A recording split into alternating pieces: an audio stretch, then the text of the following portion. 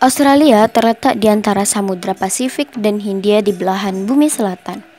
Australia dijadikan negara tujuan oleh para imigran internasional dari berbagai negara karena Australia merupakan salah satu negara maju yang mampu memberikan kesejahteraan terhadap warga negaranya. Kedatangan imigran paling banyak berasal dari Jepang sejak tahun 1868. Imigrasi yang dilakukan oleh penduduk Jepang saat ini telah tumbuh dengan laju tahunan sebesar 11,88%. Hal ini menjadikannya salah satu rute migrasi terbesar untuk sumber daya manusia terampil di dunia. Lebih dari 300.000 warga Jepang sekarang menyebut Australia merupakan permanen mereka.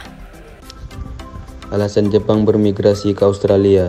Pertama, ekonomi yang kuat serta gaji yang besar. Pekerjaan yang sama dengan hasil upah yang berbeda membuat imigran tertarik untuk bekerja di Australia. Mereka bisa menghasilkan uang yang lebih banyak untuk kesejahteraan keluarga di rumah dari hasil bekerja di Australia. Kedua, keindahan alam. Menurut Indeks 2021, Australia menjadi negara nomor 1 sebagai negara terindah di dunia. Dengan keindahan alamnya, imigran bisa berlibur atau melepaskan stres dengan melihat alam. Rasa stres dan lelah akan hilang setelah melihat keindahan alam dari negara Australia. Ketiga, iklim ekonomi politik yang stabil. Iklim ekonomi harus dijaga dengan stabil agar banyak negara yang akan melakukan investasi ke Australia, sehingga membuat masyarakat akan lebih sejahtera.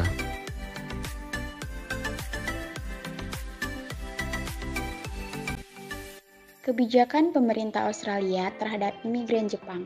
Pertama, kebijakan terhadap imigran Jepang pada tahun 1901, banyaknya orang Jepang yang bermigrasi ke Australia membuat pemerintah Australia dan pemerintah Queensland memutuskan membuat kebijakan imigrasi untuk membatasi jumlah orang Jepang yang masuk ke dalam negara mereka. Pemerintah Australia membuat persyaratan kelulusan tes dalam bahasa Eropa bagi para imigran.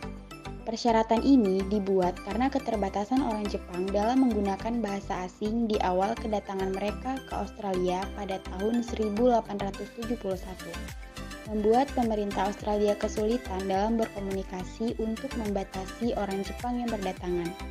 Selain itu, izin akan diberikan kepada para imigran yang mendarat dan dapat memperlihatkan paspor yang diperbarui setiap tahunnya. Kedua, kebijakan terhadap imigran ilegal pada masa Tony Abbott tahun 2013. Kebijakan yang diterapkan oleh Tony Abbott adalah Operation Sovereign Borders atau OSB.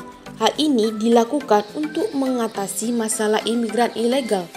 Tujuan operasi ini adalah untuk mengamankan perbatasan negara, menghentikan kapal-kapal penyeludup, mencegah orang mempertaruhkan nyawa mereka di laut, dan menjaga keutuhan program dari imigrasi Australia.